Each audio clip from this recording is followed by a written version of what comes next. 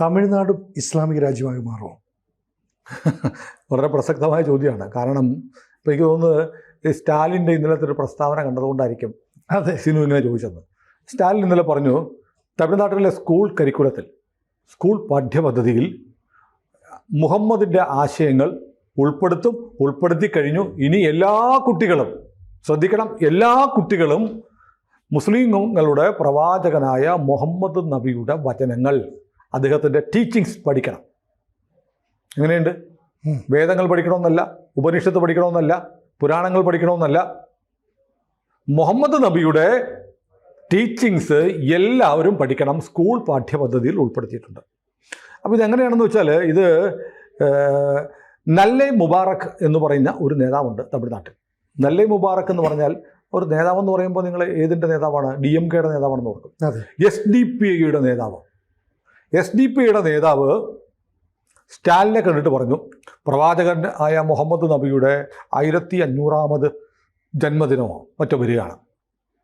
അതിൻ്റെ ഭാഗമായി സ്കൂൾ പാഠ്യപദ്ധതിയിൽ ഖുർആൻ വചനങ്ങൾ, മുഹമ്മദിൻ്റെ വചനങ്ങൾ, മുഹമ്മദ് പഠിപ്പിച്ച കാര്യങ്ങളൊക്കെ ഉൾപ്പെടുത്തണം.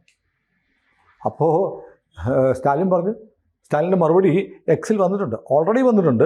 അതായത് ഓൾറെഡി നമ്മൾ പഠിപ്പിക്കുന്നുണ്ട്, ഇനി വേണമെങ്കിൽ കൂടുതൽ പഠിപ്പിക്കാം. അപ്പോൾ അദ്ദേഹം ഈ പറഞ്ഞ പോലെ ഈ നല്ലൈ മുബാറക്ക് പറഞ്ഞ കാര്യങ്ങൾ നല്ലതാണ്, അത് തീർച്ചയായും നമ്മൾ ഉയർത്തിപ്പിടിക്കേണ്ടതാണ്. കാരണം ഇസ്ലാം എന്ന് പറയുന്നത് സ്നേഹത്തിൻ്റെ, സമാധാനത്തിൻ്റെ മതമാണ്. ആണല്ലോ, നമ്മൾ ലോകത്തെല്ലായിടത്തും കാണുന്നുണ്ട് സമാധാനത്തിൻ്റെ മതമാണ്. കോങ്കോയിലെ, നൈജീരിയയിലെ ക്രിസ്ത്യാനികളോട് ചോദിച്ചാൽ അവരും പറയും സമാധാനത്തിൻ്റെ മതമാണെന്ന്. പാകിസ്ഥാനിൽ ചെന്ന് നോക്കിയാൽ പാകിസ്ഥാൻ താലിബാൻകാർ പറയും ഒരു രാജ്യം സ്വന്തം രാജ്യത്തെ ജനങ്ങൾക്കെതിരെ വ്യോമാക്രമണം നടത്തിയത് ഇന്നലെയാണ്, അല്ലേ? അതെ. അപ്പോൾ ഈ കഴിഞ്ഞ ദിവസം ഗുജറാത്തിലൊരു സംഭവം ഉണ്ടായി. ഗുജറാത്തിൽ ഐ ലവ് മുഹമ്മദ് എന്നൊക്കെ പറഞ്ഞിട്ട്, ഗുജറാത്തിലല്ല ഉത്തരാഖണ്ഡിൽ കുറച്ച് പേർ പ്ലക്കാർഡൊക്കെ പിടിച്ചുകൊണ്ട് പ്രകടനം നടത്തി. എന്നിട്ട് പോലീസിനെ ആക്രമിച്ചു. ഗുജറാത്തിൽ ഇതേ ആവശ്യം ഉന്നയിച്ചുകൊണ്ട് പോലീസ് വഴി ആക്രമിച്ചു. ഗുജറാത്ത് പോലീസ് എടുത്ത് പഞ്ഞിക്കെട്ടി കൊണ്ടുപോകുന്ന വീഡിയോ വന്നിട്ടുണ്ട്. അപ്പോൾ സമാധാനമാണ് എല്ലാവരും. നമ്മൾ കാണുന്നുണ്ടല്ലോ, ഈ ഇസ്ലാം എന്ന് പറഞ്ഞാൽ സമാധാനമാണ്. തർക്കം, എനിക്ക് ഒരു സംശയമില്ല, സമാധാനത്തിൻ്റെ മതമാണ്, അവരങ്ങനെ അവകാശപ്പെടുന്നു.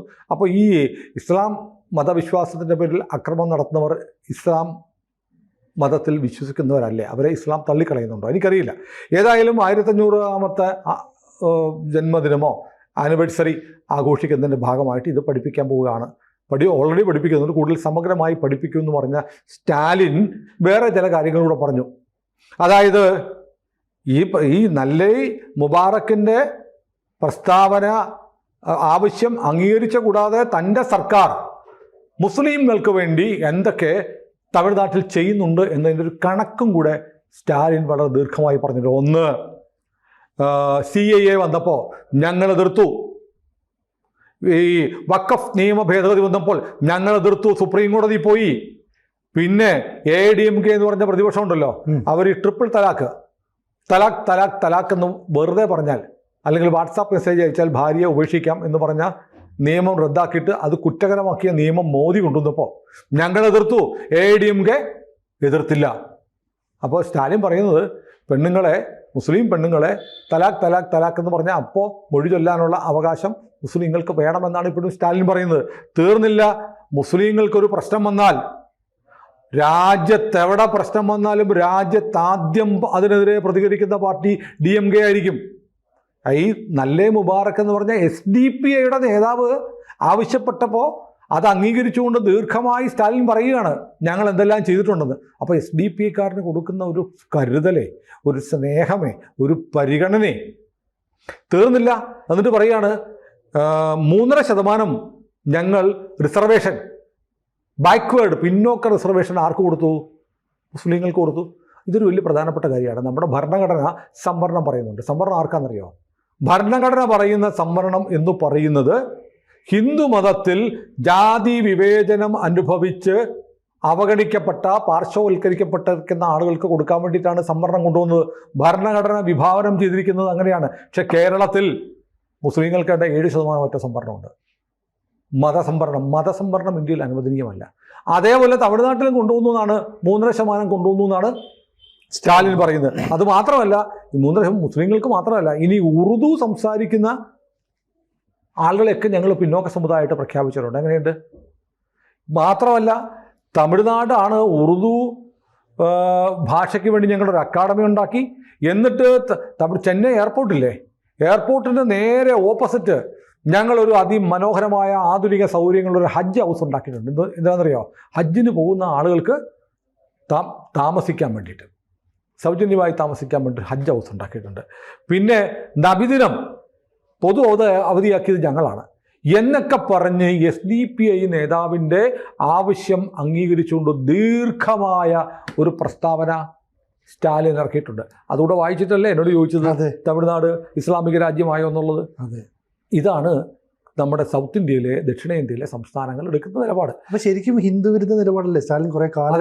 സ്റ്റാലിൻ്റെ മകനല്ലേ പറഞ്ഞത്, മലേറിയയും ഡെങ്കുവും പോലെ റാഡിക്കേറ്റ് ചെയ്യേണ്ട, നശിപ്പിക്കേണ്ടുന്ന ഒന്നാണ് സനാതന ധർമ്മം, ഹിന്ദുമതം എന്ന് പറഞ്ഞു. ആ തന്ത ഈ സ്റ്റാലിൻ ഒന്നും പറഞ്ഞില്ല. ഭാര്യയെ പറഞ്ഞ് ഗുരുവായൂർ വിട്ടു, ഒരു സ്വർണ്ണ കിരീടം കൊണ്ട് ഗുരുവായൂരപ്പന് കൊടുത്തു. ഏതായാലും ഇതേ സ്റ്റാലിനെ ഇങ്ങനെ മുസ്ലിം പ്രീണനമാണ് ശരി എന്ന് പറയുന്ന സ്റ്റാലിനെയാണ് നമ്മുടെ പിണറായി വിജയൻ അയ്യപ്പ സംഗമത്തിന് ഉദ്ഘാടനത്തിന് വിളിച്ചത്. ഇത് തന്നെയാണല്ലോ പിണറായിയും ചെയ്യുന്നത്. ഇനി മാത്രമല്ല, ഇന്നലെ നമ്മുടെ അണ്ണാമലൈ ആ പ്രസംഗത്തിൽ പറഞ്ഞു, തമിഴ്നാട്ടിൽ ദേവസ്വം ബോർഡ് പോലെയുള്ള ഒരു സംവിധാനം അവിടെയുണ്ട്. അവർക്ക് 5.25 ലക്ഷം ഏക്കർ ഭൂമി ഉണ്ടായിരുന്നു. ഇപ്പോൾ 1.25 ലക്ഷം ഭൂമി കാണാനില്ല. 1.25 ലക്ഷം ഏക്കർ കാണാനില്ലെന്ന് പറഞ്ഞാൽ ആവിയായി പോയതല്ല, അവിടെ കുഴിയായി പോയതല്ല, അത് കരക്കാരെ കൊണ്ടുപോയി. ഇപ്പൊ സ്റ്റാലിൻ്റെ ലൈൻ ഇതായിരിക്കുമ്പോൾ അത് ആരായിരിക്കും കൊണ്ടുപോയിരിക്കുക? ഈ പറയുന്ന ആളുകളായിരിക്കാം. എന്നിട്ട് 1.25 ലക്ഷം ഭൂമി നഷ്ടപ്പെടുത്തിയ ദേവസ്വം സംവിധാനമുള്ള തമിഴ്നാട്ടിലെ മുഖ്യമന്ത്രിയാണ് ഇവിടെ വിളിച്ചത്. ഇവിടെയോ അയ്യപ്പൻ്റെ സ്വർണ്ണ ദ്വാരപാലകരുടെ 5 കിലോ സ്വർണം പോയി, അല്ലേ? അത് 5 കോടി രൂപയുടെ സ്വർണം പോയി. ഇങ്ങനെ തീവട്ടിക്കൊള്ള നടത്തുന്ന 2 സംസ്ഥാനങ്ങൾ. ഹിന്ദുവിനോട് ഉള്ള ഇവരുടെ നിലപാട് വളരെ കൃത്യമായി. എന്തുകൊണ്ടാണ് വേറെ ആരെയും വിളിക്കാതെ തമിഴ്നാട് മുഖ്യമന്ത്രിയെ തന്നെ നേരിട്ട് പോയി ക്ഷണിച്ചത്? ഈ യോഗി ആദിത്യനാഥിനെ നേരിട്ട് പോയി ഒന്നും വിളിച്ചിട്ട് കത്തയച്ചതേ ഉള്ളൂ. പക്ഷെ തമിഴ്നാട്ടിൽ അങ്ങനെയല്ല, നേരിട്ട് പോയി ക്ഷണിക്കുകയായിരുന്നു. കാരണം ഹിന്ദുക്കളെ ഉന്മൂലനം ചെയ്യുന്ന ഒരാളുടെ പങ്കെടുക്കണം. മാത്രമല്ല, സ്റ്റാലിൻ എന്താണ് അവിടെ മുസ്ലിം സമുദായത്തിന് വേണ്ടി ചെയ്തുകൊണ്ടിരിക്കുന്നതെന്ന് മുസ്ലിങ്ങൾക്ക് മുഴുവൻ അറിയാം. തമിഴ്നാട്ടിലെ മുസ്ലിങ്ങൾക്കും അറിയാം, അവർക്ക് ഗുണം ചെയ്യുന്ന ആളാണ് സ്റ്റാലിൻ എന്ന് കേരളത്തിലെ മുസ്ലിങ്ങൾക്കും അറിയാം. അപ്പോൾ ഹിന്ദുക്കളുടെ പേരിൽ നടത്തുന്ന ഒരു സമ്മേളനത്തിൽ മുസ്ലിങ്ങളുടെ സ്വന്തം ആളായ ഒരാളെ വിളിച്ചാൽ ബാലൻസിങ് ആയി. ഞങ്ങൾ അയ്യപ്പൻ്റെ പേരിലൊക്കെ നടത്തും കേട്ടോ, പക്ഷേ സ്റ്റാലിനെ വിളിക്കുന്ന വഴി ഹിന്ദുക്കളെ ഉന്മൂലനം ചെയ്ത് മുസ്ലിങ്ങളെ സംരക്ഷിക്കണം എന്ന് പറയുന്ന ആശയമാണ് ഞങ്ങൾക്കുമുള്ളത് എന്ന് കാണിക്കാനായിരിക്കും പിണറായി സ്റ്റാലിനെ വിളിച്ചത്. നമ്മൾ ആലോചിക്കേണ്ടത് ദക്ഷിണേന്ത്യയിലെ മറ്റ് സംസ്ഥാനം, കർണാടക എടുക്കൂ. കർണാടകയിൽ ഇന്ത്യയുടെ ചരിത്രത്തിൽ ആദ്യമായിട്ടാണ് സർക്കാരിൻ്റെ മരാമത്ത് പണികൾക്ക് PWD വർക്കിന് മുസ്ലിങ്ങൾക്ക് സംവരണം. സ്റ്റാലിൻ പോലും ചെയ്തിട്ടില്ല, പിണറായി വിജയൻ പോലും ചെയ്തിട്ടില്ല. പിണറായി വിജയൻ ഇലക്ഷൻ മുമ്പ് ചെയ്യുമെന്ന് ചെയ്യത്തില്ല. കാരണം പിണറായിയുടെ മുഴുവൻ വർക്കും ഊരാളുങ്കലിലാണ്. ഈ അയ്യപ്പ സംഗമത്തിന് ജർമ്മൻ ടെൻ്റ് ഉണ്ടാക്കിയതും ഊരാളുങ്കലാണ്. അപ്പോൾ ഊരാളുങ്കലുള്ളപ്പോൾ അത് വിട്ടിട്ടുള്ള ഒരു പരിപാടിയില്ല. കാരണം അത് പാർട്ടിയുടെ ആണല്ലോ ഊരാളുങ്കൽ എന്നാണ് പറയപ്പെടുന്നത്. CPMൻ്റെ സാധനമാണ് ഊരാളുങ്കൽ. അതിന് ഒരു ടെൻഡറും വേണ്ട, കൊട്ടേഷനും വേണ്ട, ഒന്നും വേണ്ട. അപ്പം നമ്മൾ ആലോചിക്കേണ്ടത് കോൺഗ്രസ് സർക്കാരുകൾ, BJP ഇതര സർക്കാരുകൾ ഭരിക്കുന്ന സംസ്ഥാനങ്ങളിലെല്ലാം നടക്കുന്നത് അന്ധമായ മുസ്ലിം പ്രീണനമാണ്. ഇതേ സ്റ്റാലിനാണ് പറയുന്നത് എന്താണെന്നറിയോ? ഹിന്ദി പറ്റത്തില്ല, ഹിന്ദി ബോർഡ് പറ്റത്തില്ല, ഹിന്ദി പഠിപ്പിക്കാൻ പറ്റത്തില്ല, പക്ഷെ ഉറുദു പറ്റും കേട്ടോ. ഉറുദുവിന് അക്കാഡമി, ഉറുദു സംസാരിക്കുന്നുണ്ടെങ്കിൽ നിനക്ക് പിന്നോക്ക സമുദായത്തിൻ്റെ അവകാശം.